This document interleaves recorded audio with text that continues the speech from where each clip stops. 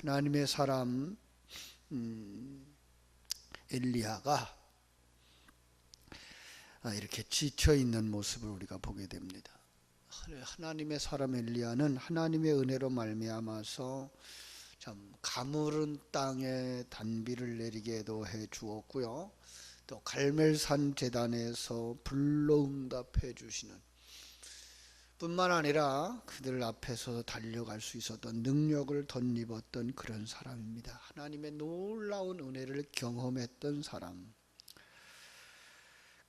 그런가 하면 아합이라고 하는 사람은요, 우상 숭배하는 사람, 그가 하나님의 사람을 통해서 하나님이 그 메마른 땅에 큰 비를 내려주는 하나님의 역사도 보았고, 갈멜산 꼭대기에서 불을 내려주셔서 제단에 그 제물을 다 받으시는 하나님의 불로 응답하는 사건도 본 사람입니다. 그런데 불구하고 우상 숭배하던 그가 바알신의 헛됨을 깨닫고 주님 앞에 돌아온 것이 아니고요,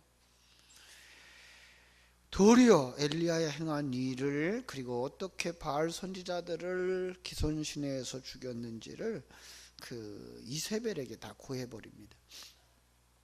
아니, 이세벨도 그 소식을 들었으면 회개해야 되죠. 그죠?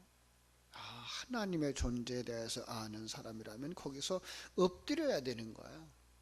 그런데 참 이세벨이 회개하기는커녕 오히려 군대를 보내서 이제 협박을 하는 거죠. 이제 내일 이맘때면 너도 그들 중에 하나처럼 될 거야 라고 이제 죽이겠다고 이제 이렇게 벼르고 있는 모습을 오늘 우리는 본문에서 볼 수가 있습니다.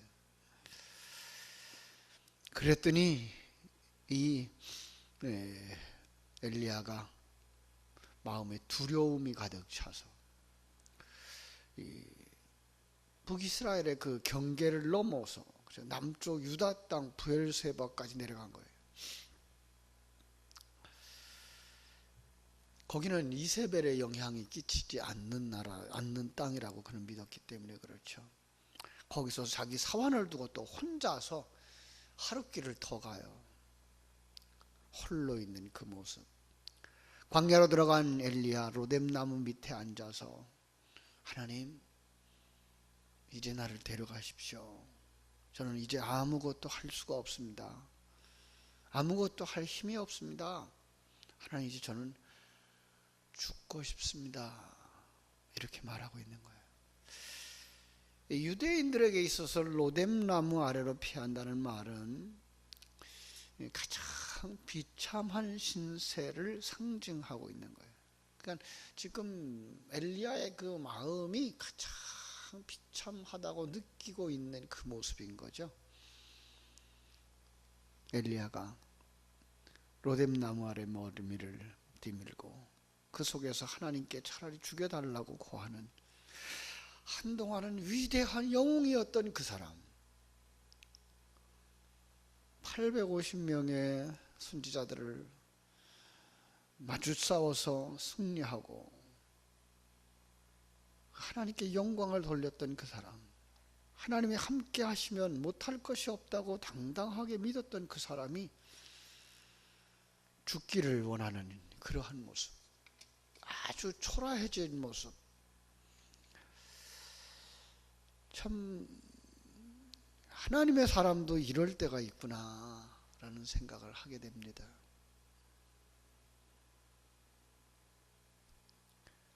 절망했기 때문에 그래요. 아니, 어떤 아주 작은 일에 실망했기 때문에 그래요. 두려움에 휩싸일 때가 있는 거죠. 그런데 하나님이 그 사람에게 찾아와 주신 줄로 믿습니다. 여호와가 또 그에게 찾아오셔요. 그러니까 하나님은 한 번만 그를 찾아오신 게 아니라 찾아오시고 또 찾아오신 하나님인 것을 우리가 알 수가 있습니다. 7절 말씀에 보면 여호와의 천사가 또 다시 와서 어루만지며 이르되 일어나 먹으라, 네가 갈 길을 다 가지 못할까 하노라. 왜 이렇게 엘리야를 찾아왔죠? 엘리야가 너무나 지쳐있기 때문에. 그는 정말로 아주 열정적으로 사역을 했던 사람이에요. 아름다운 열매를 많이 맺었던 사람, 하나님의 놀라운 기적을 경험했던 사람. 그런데도 불구하고 그 기적 속에서 이스라엘의 변화를 보지 못했다라고 생각하는 사람. 아직도 그는 보이는 것이 전부라고 생각하고 있는지도 몰라요.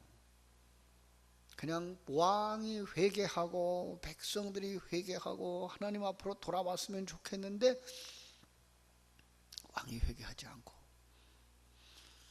이세벨까지 합세해서 엘리야를 죽이려고 군대를 풀어보니까 엘리야는 그게 두려운 거예요. 이제까지 함께 하셨던 그 하나님을 깜빡 잊고 있는 거예요. 이게 사람들이죠. 이게 이 땅에 살아가는 우리의 모습이에요.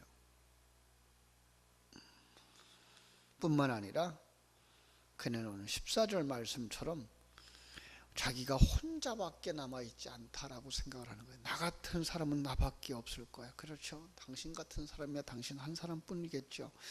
그러나 여기서 하나님의 선지자들 중에도 자기 하나만 남았다라는 생각.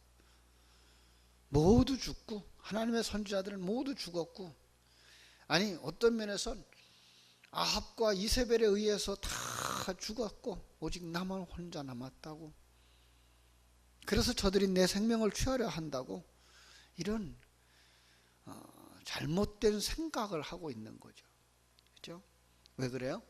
낙심되면, 좌절하면요, 별 생각을 다 하는 거죠.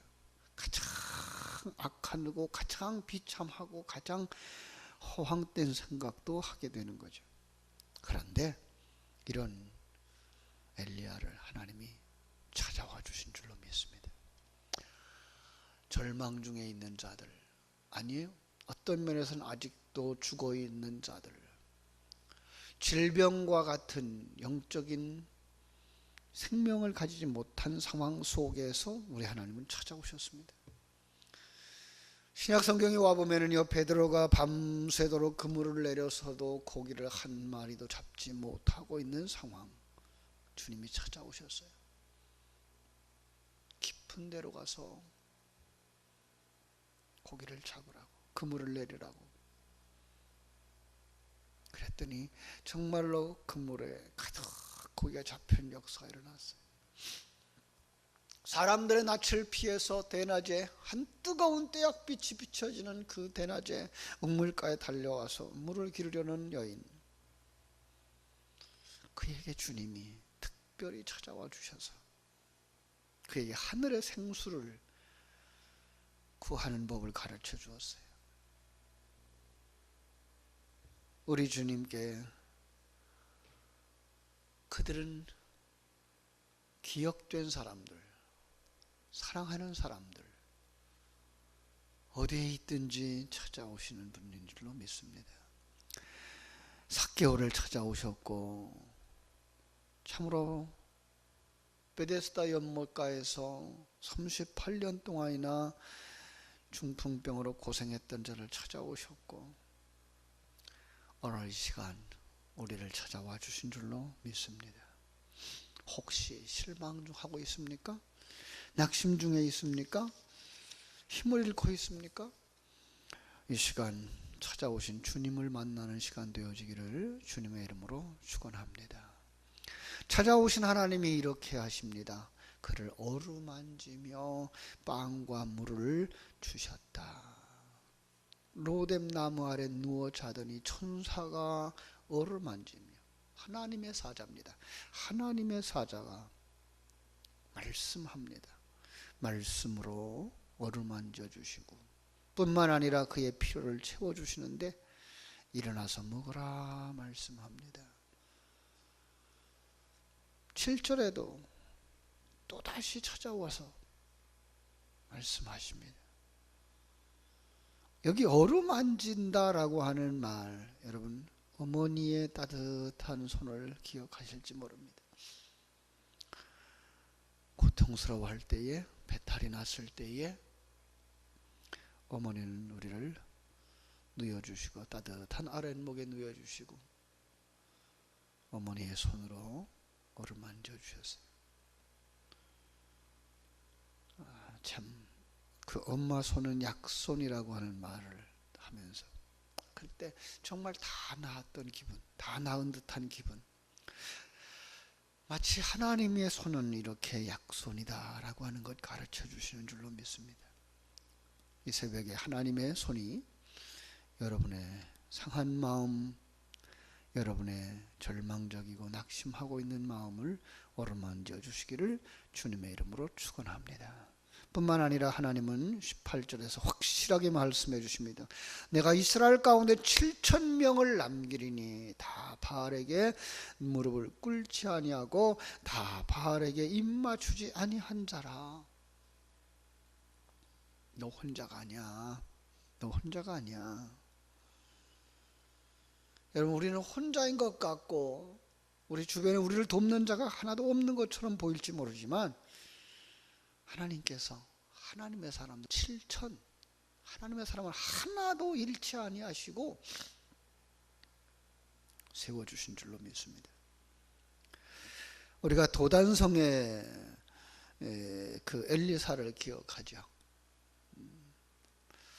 게하시가 아침에 일어나서 밖으로 나갔더니 온 성이 그 대적들로 아람 군대로 가득 차 있는 거예요. 깜짝 놀라서 달려 들어와서 소리칩니다. 선생님, 선생님, 큰일 났습니다. 우리는 지금 피할 길이 없습니다. 저들의 창에 의해서 찔려서 죽을 것 같습니다. 이대로 망할 것 같습니다. 이대로 일어나지도 못할 것 같습니다.